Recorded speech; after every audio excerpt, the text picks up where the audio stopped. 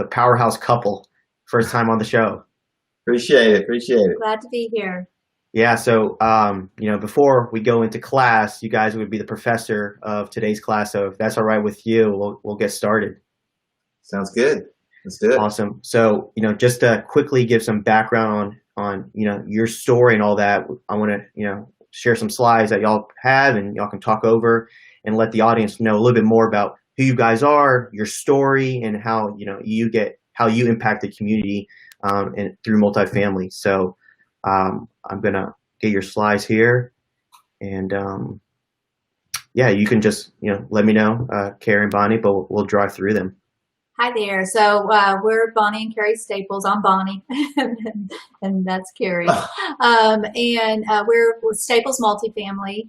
And you could go to the next slide. I'm just going to tell you a little bit about our background. A little bit is we actually came from corporate America. I actually worked for Merrill Lynch in wealth management, and then Kerry worked for IBM.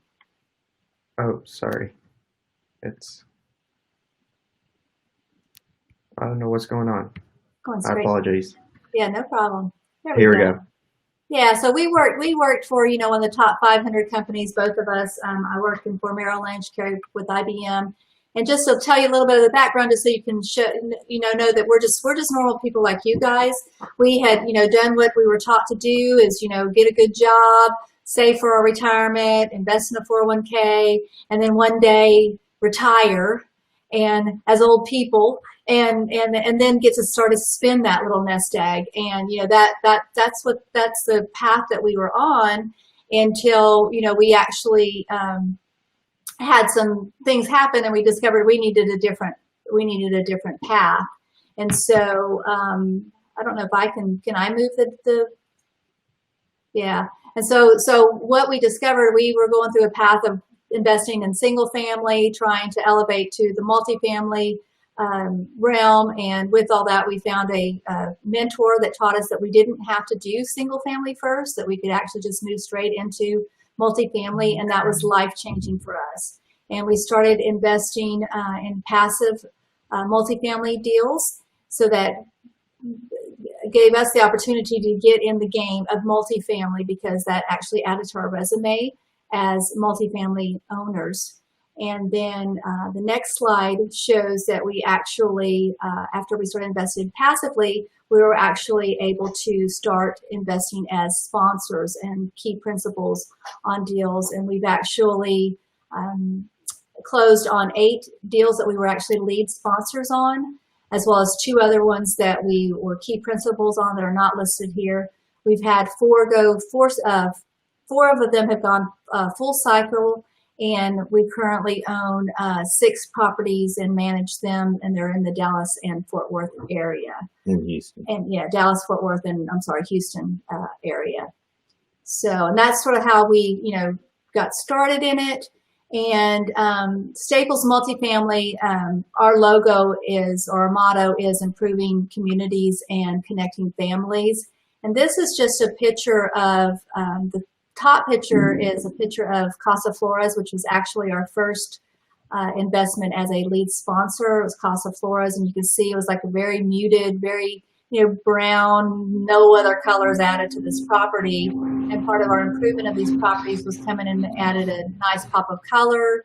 We, changed the office to be a really nice office, changed the name to be Los Robles, which was better in line with the property itself, because Casa Flores, which means house of flowers, this property had no flowers, so it didn't work really well for the community. But it did have some big, strong oaks in the middle of the courtyard, which were gorgeous.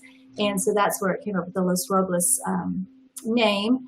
And this one, we actually sold this property after making the improvements. We sold the property in 19 months with a 185% return to our investors, and which annualized out to be about 117% annualized return to our investors. So we had some very, very happy investors with this property. And well, I was just going to add to that. I was just going to say, she mentioned earlier that we both worked in corporate jobs, and we did that. We did our first couple of deals while we were both working in our corporate jobs. But The other thing that really motivated us to really jump in full, both feet in on multifamily was on the speed and the economies of scale. And because I had been laid off from IBM, and that, kind of set us going, hey, we can't count on these corporate jobs to always be there for. We need to be taking in control of our own financial freedom. And that's what really launched us and motivated us to start really moving forward and really focus on multifamily. And this was our first deal that we were able to acquire and go full cycle with. Okay. Yeah. And so then the next thing that we do in our communities, and the second part of our slogan, is connecting families. And this, to me, is the best part of it, is making a difference in the lives of the people of the community. And so a lot of things that we do is things that we do a lot of things for the community that cost either no money, because we'll engage with vendors or churches or other people in the area that want to help the communities of the apartment complex. And then there's some items that we do that might cost a little bit of capital, or some that cost a little bit more. We do like back to school drives, Thanksgiving, Christmas, game nights with the family, Cinco de Mayo, Mother's Day, where the tenants actually bring all the food and we just supply the silverware and plates, and maybe have a couple of raffles. So it's just fun things to get those communities together and make them feel more connected to each other. During COVID, of course, this has been a little bit more challenging.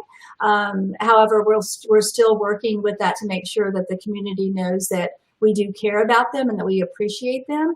And with all that, we really feel like that is, some of our key factors of being able to retain our tenants, because they don't want to leave the community, where they have friends and other family members that actually may live there as well. So, and these pictures don't do justice on how many kids and families come out to these events. They look, there's specifically on Los Robles and some of our other properties, and we get big turnouts for those events. So it definitely makes a difference when you're building that community, for sure.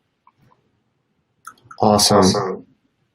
And so just right now, we wanted to just touch on also, what are we doing right now during, this time frame? And we always do this, but especially right now, we believe that operations is definitely a key factor. We need to make sure that we're overseeing, every aspect that the property manager has going on. Even though we have third-party property management, Kerry and I and our team are very involved in the property management of the properties, and making sure that our third-party property managers are actually executing our plan and making sure that they're staying on track with our strategy. And then also making sure that we control cost, especially again with the situation that we're in, making sure we're controlling cost and using our resources in the most productive way. Yeah, I would definitely say in this time right now is operations is the key. The good operators are the ones that are going to go through this more difficult times that we're running through right now. So that's definitely should always be a focus, but even more so right now, for sure. Absolutely. And then another thing that we like to do, which is on the next slide, is we want to make sure that we're staying connected with the tenants and the residents, and making sure that we're, surveying what their needs and wants are for the community as well. So we do surveys. One of the surveys that we had done early on in our career was around reserve parking, to see if people were interested in reserve parking. And we had such a huge interest in it. When we opened up reserve parking, we sold out of all of our reserve parking in one day. So, which, that equates to, additional income, and then also equated to increasing our NOI, and then ultimately, of course, the value of the property. Just in one day, we increased the value. So, but just being zoned in, and especially today with what's going on, what we're discovering is that it's so important that, although we've been doing this for 6 years, it may not be the way we're going to do it the next 6 years, so we're in a different time. And so we just want to make sure that we are tuned in to what's important to the needs of our community and what they're wanting to see and what's important to them, because what was important to them, you know, last year may not be that important to them this year. And we just want to make sure we're zoned in on that. Yeah, and I think that's an important topic right there, actually, is that, you know, you want to know what your tenants want and not just, you know, a roof over their head. There's other amenities and other things that they would like to see on the property, and finding out what those are and implementing those is you know, differentiator in you and how you're running your property. And I think that's very important to do as well. Yeah, so that makes sense. I think, you know, I love the aspect how y'all involve the community. When y'all were leaving your corporate America jobs and getting into this, was that on the forefront, or did that come later on? You know, well, I worked at Merrill Lynch, you know, in wealth management, but within Merrill Lynch, I also did a lot of philanthropy items there as well. I ran a lot of the charity events that we did within our company. And so that's always just been in my heart, you know. And Right. so then when we got I don't think it was there to begin with when we first got into multifamily, but definitely by the time I closed our first deal, I already knew I wanted to make an impact on the community, because I fell in love with this community. You know, every time I went to the Casa Flores, they had no playgrounds for the kids. You know, they had the bars up there, but no swings on the bars. And I'm like, you know, give these babies some swings. And the very first time I went to the property was after we owned it, because we couldn't put the swings on, of course, till we owned it. But once we owned it and I was get the swings on, and I went to the property the very first time when they were swinging on the swings, and it just brought tears to my eye. And so that's where it was just like, okay, that just resonated with me, that I want to make a difference with these communities, and I want to make sure Right.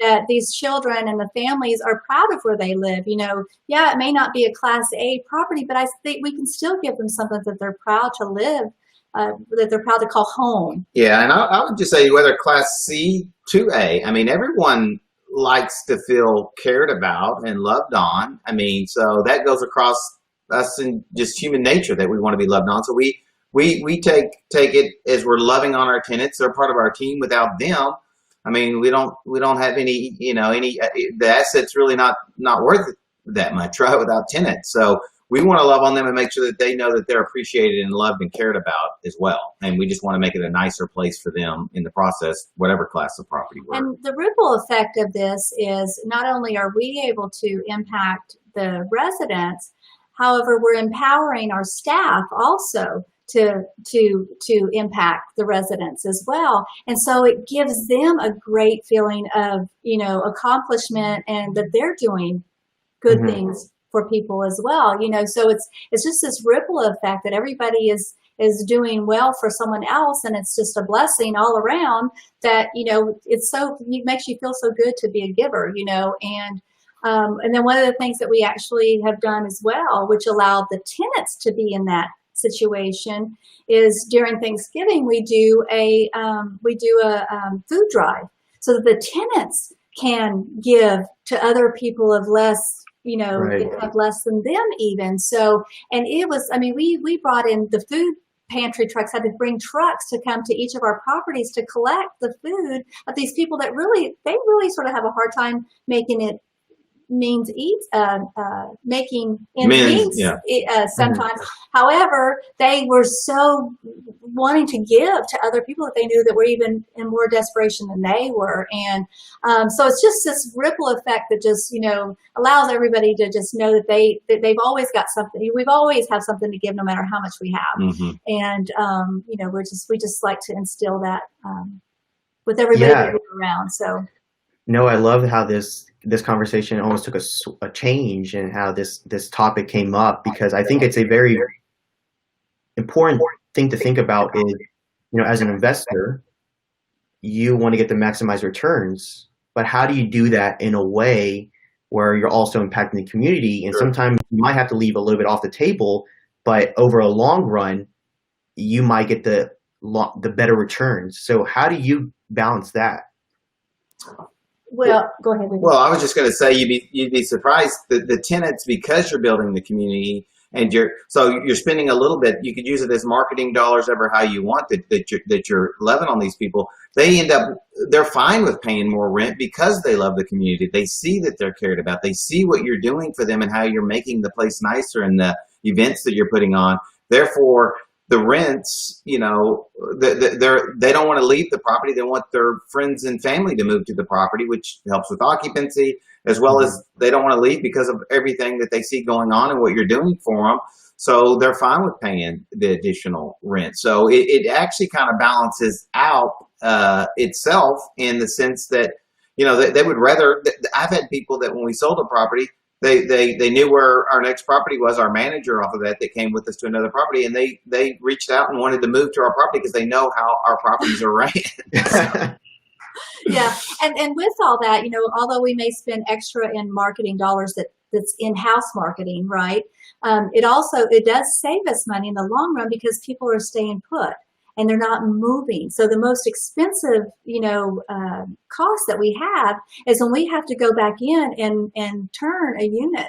So if we can, do a small increase and keep someone versus, someone just leaving because they don't like where they live or they don't feel appreciated, then it's a win-win for us. We save money and yet we have a happy tenant as well. And then one other thing is then we have a couple other properties that we've just out of ours have donated money to have Apartment Life, or some people call them cares, on those two properties, which does a lot of reach out directly to the tenants, finds out what's going on. To our point, does some surveys and just constantly stays in communication, because tenants a lot of times just want to have a place to vent. Not every property is exactly perfect, and there's people butt heads. Sometimes they just want to make sure that they're being heard and that we're trying to accommodate them and fix whatever the issues are on the property. So we have a couple of properties we do that on, and that's been a great success on the I guess what am I trying to say? The retention and appreciation of the tenants on what we're doing on that property as well. So when you were doing these surveys, I like the idea of that, because in consulting, we would always do this as well to the employees to kind of give an understanding, because sometimes they'll speak more transparent than if you would ask them directly. Sure. What were some interesting findings y'all found out about what the desires of the tenant base that they really wanted that you didn't see in the beginning? Well, I don't know about desires, but there's been some things that we've discovered that, maybe the staff had done, which they didn't do anything wrong, but it rubbed a tenant the wrong way. And yet we didn't know about it until the survey was done. So an example was this little gentleman. He had lived there. He's lived at this property for like 8 years. We've only owned it for 2, but he's lived there for 8 years. And he had gotten his little porch was a little bit, it wasn't the tidiest, okay? And so the staff said, hey, you need to tidy up this, and you need to get, your chair off of there and move everything off. Well, his concern was that he wanted to be able to sit out there and watch what was going on. He could see what the neighborhood kids were doing and making sure they weren't creating a problem. And so I was able to then understand what he was talking about. And I said, so I told my manager, I said, get him a nice chair that you approve of, that he can sit outside and he can still do what he thinks he's doing to help contribute to the community and making sure that these little kids aren't doing what they're not supposed to do, right? And so instead we took a negative item and a negative feeling that he had from cleaning up his area and got him a nicer chair that he could sit out that was appropriate. And he loves it now. He's happy again, so just knowing that little stuff to make sure what can we do to turn this into a positive versus, having a negative opinion or feeling that he encountered. So that was, to me, a win situation. And then another thing is that we were able to find out from this is we had a little lady that doesn't drive, and she had always ridden the bus to go get her groceries. Well, because of the COVID situation, she didn't feel safe in getting on the bus. So we were able to arrange for her to actually have someone that would once a week take her to go and get her groceries so that she didn't feel like she was, she's an elderly lady. We didn't want to, put her in harm's way. And so we were able to actually help her with that as well. And so just little things like that is, knowing what some of the needs are, and is there something that we can do to help that? We can't help everything, but if we can connect a couple of tenants together that might be able to help each other, then it's a win-win type situation too. Someone that wants to help somebody and someone that needs the help. Yeah, so. and so those are surveys and responses from tenants. Then we were able to acquire. But as far as just a new benefit, like we would always do a survey before we rolled out reserve parking, just to see what kind of traction we could get, or if we're trying to do some type of other income type, like a new technology package or something like that. We would definitely do a survey just to see what kind of traction we would get, to see obviously what absorption rate we would get out of that before we roll it out. So. Yeah, and with that, to that point, is like if you're wanting to add a new playground, if you've got you want to make sure that you have children on the property to be able to do the playground, or that's going to use the playground. Where if you have, primarily, single college students that are living on the property, it doesn't really make sense to add a playground. Or a dog park, maybe you need a dog park instead of the playground, right. So you always want to do those little surveys to make sure, okay, what really do we have living here? What are the needs of the tenants, and what would serve them the best? Right. So like going back to your first property, what would you advise someone doing their first property? And so now that you've done it, like 6 years, y'all said, what were the 2 to 3 things that you're like, I would do this on every single property moving forward as a first-time investor? Well, the one she mentioned obviously is the reserve parking. That's super easy. And you'd be surprised how many properties don't have reserve parking. And most of the time people think, oh, I have plenty of parking. They don't want reserve, so they don't even survey or check it. People still like parking very close to their unit. So reserve parking is one I would say.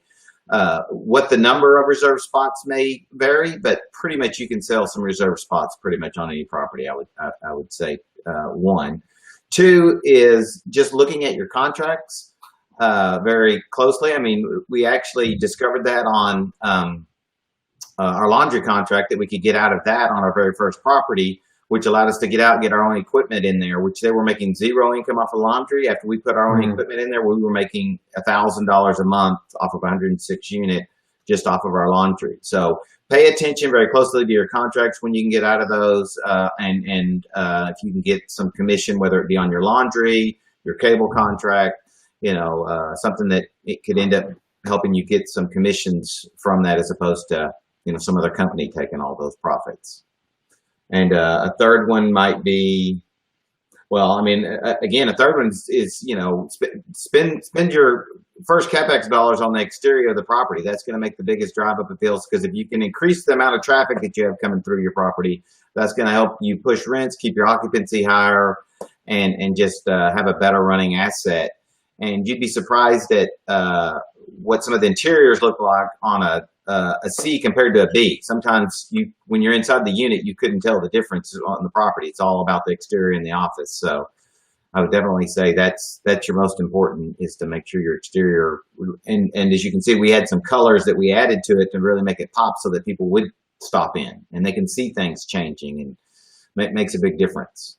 Yeah, and one of the things, it depends on the properties themselves also, but with our first property, one of the things that we did on that property, besides adding the color, which was awesome, and the change of the signs, and then we did have some beautiful vegetation around the front of the building, but also that property had, again, no playground, and there was a lot of kids. We added the playground, but also we added community areas for the families to gather, because when we bought the property, there was no benches, there was no seating, there was no picnic tables, there was no grills on the property. And so with all that, number one, we don't want the grills up against the house, so we say, let's build them some grills. So then we can say, here's your new grill. Everybody needs to use these. The other ones need to go. So it's a twofold there. You get rid of the fire hazard, and that by giving them a nice place to grill, but then also building the picnic tables and seating. In this particular property, it was already a tight-knit community to begin with, but they had no place to sit. So where they sat was out in the parking lot just up on the curb, and that's where they all sat down and had their community. And so then once we gathered and put, picnic tables in the center court where people can just come out and have their little, gatherings. Great trees and shade. Oh, They weren't leveraging that yeah, space at all. yeah. So obviously you can tell from, our conversations that this is a very dear property to us. And it was a fun project. And so whenever we see that availability to be able to add value and a place where they can commune, we definitely want to do that so that they, again, it builds that community within itself. Yeah, and that makes sense. And going now during this COVID transition, increasing property value might be a little bit slower. It's not as easy as it was maybe 4 or 5 years ago.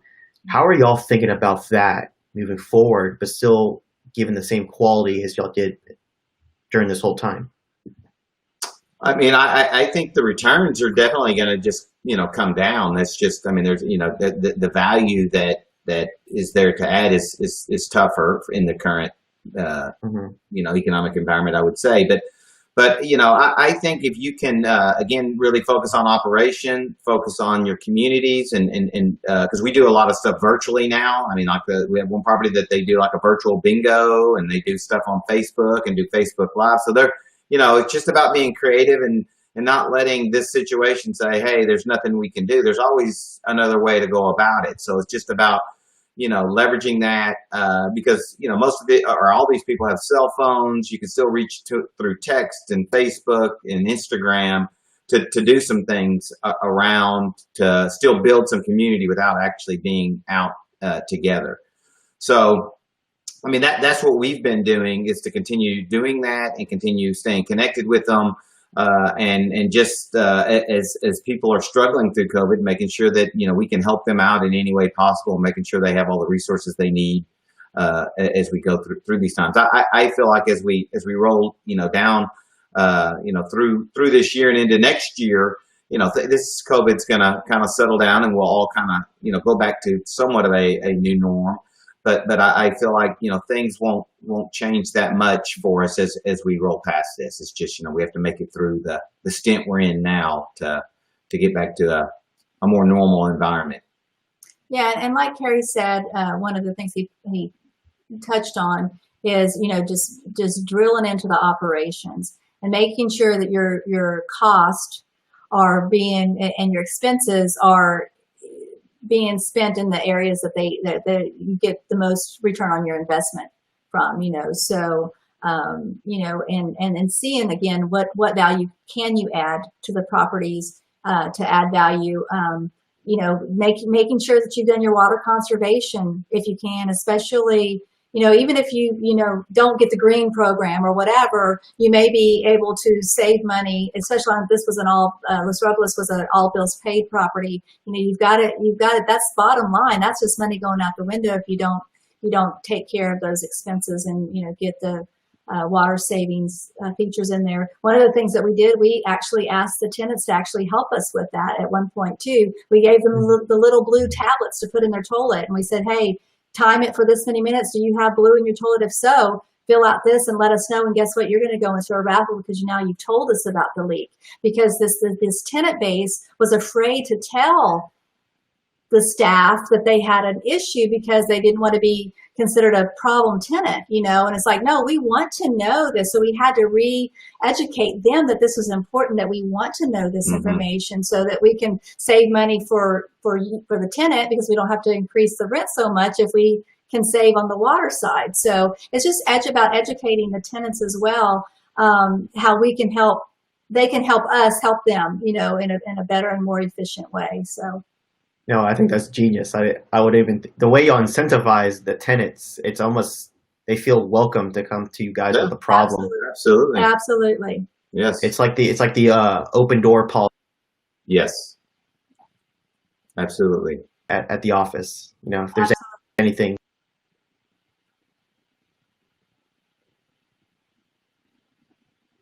Point the way. It's very interesting because I don't think I was probably expecting this, and I've actually enjoyed the way this conversation has gone. The way y'all approach value add it's different than maybe some big institutions, and it's not necessarily about the dollar right now, but in the long term, it seems like it pays off. Exactly. And yeah, and so maybe from a first-time investor, what is one or two things that you're like, man, if I were to have known this, this would have helped me out so much in my journey thus far? I think on the operations side, I think a lot of first-time investors try to squeeze the expenses so tight that they end up kind of almost being a slumlord, and they're not doing and spending the capital where they need to spend it, or they just bought the deal and didn't have enough capex dollars in there to run the deal properly. So therefore, as they run through that capex, they weren't able to get what they thought they were going to get out of the rents and everything else, and then they're kind of in a bad situation because now they don't have any capex, any dollars left to put in the deal, and it's sitting there with no real way to. So they have to kind of liquidate sooner than they want to out of the deal, or even lose some money on it. So I think making sure you have enough working capital, enough capex on the deal to make sure you can do a proper value add lift to the property to get the rents that you're trying to do on it, and not try to get too tight on that for sure. I think another important factor is your exit strategy. What are your plans for this particular deal? And not every deal is created equal, right? So, with Los Robles, we were out in 19 months, and the loan that we had on that property allowed for that because we had just a 1% exit to get out.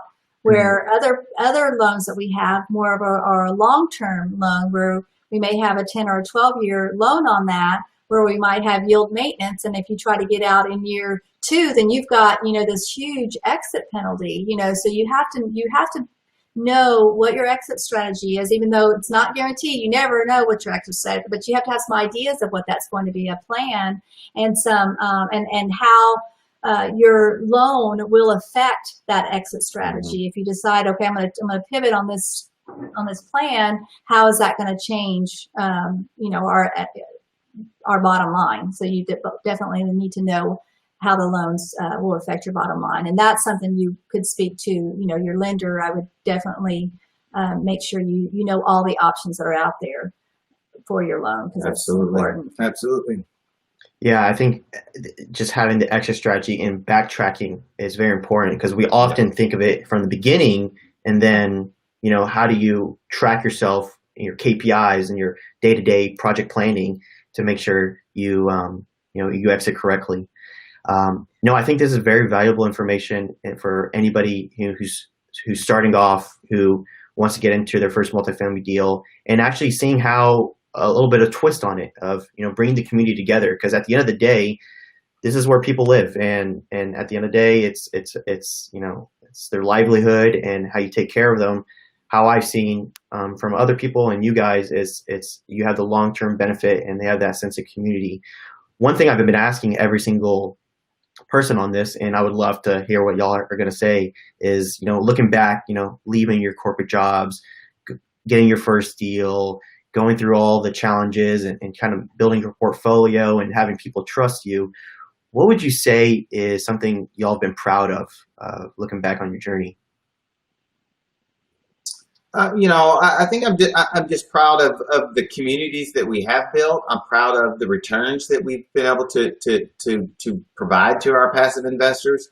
And I would just say I'm just proud of our integrity and our transparency to all of our passive investors. I think that's a very important thing, and that's one advantage to investing in multifamily is the transparency you should have with your lead sponsors. And when there are issues, when there are things that aren't going exactly the way you want, or if things are great, those are easy stories. But sometimes having those tough conversations and explaining, here's where we're at and here's what we're doing to correct it. But having that transparency with all of our passives, that, again, it's, creating this one big team that goes across us, our lenders, our passive investors, and our tenants. It's all one big team. We all have to work together for us to be successful. Yeah, I agree with everything Kerry says. That reputation is everything. It's like, I always want to under promise, over deliver. So again, when you're analyzing these deals, and even though you might know that you can squeeze a little bit more on a different area, I sort of hold a little bit of that back, so that if we don't make that, then no harm. But if we do make it, it's an extra bonus to the investors. So you always want to under promise, over deliver, and your reputation is if you want to be in this for long term, reputation is it's everything, because even though Kerry and I, we still invest passively as well, even though we're sponsors, we invest passively still. But our number one place that we go to when we're looking at a passive deal is who are the sponsors. That's the number one deal. And then we look at the property and analyze how it analyzes out. But it's all about the sponsors first, and how we feel that they have what their track record is, and how we feel that they'll run this particular project. So. Yeah, no, that's a great answer. And so if people want to get in contact with you guys, or they want to invest with you, how should they go about it? Where could they learn more about you? Yeah, so the easiest thing to do, there's two ways. You can either send me an email to bonnie@staplesmultifamily.com, or you can actually visit our website, which actually gives you a little bit more information about us at staplesmultifamily.com. And there's actually there's a stay connected form that you can complete, and that actually adds you to our database. And then we can reach out, and if we need to have more discussions, we always like to do that as well, because we like to get to know people on a more personal level, because we do take that, if you're investing with us, that's definitely a very personal thing, that you're willing to hand us your money and want us to invest it for you. So we like to have that conversation with you and make sure you feel comfortable with where you're investing. Absolutely. Yeah, no, I think that's great. I've enjoyed this. I think your story is what resonates with me the most, and how you went about it, and the success y'all have. It's kind of given me a lot of inspiration, coming from the corporate world myself and wanting to be a multifamily, investor and an operator one day. So you've definitely inspired me. So when I heard your story, I was like, I got to have y'all on.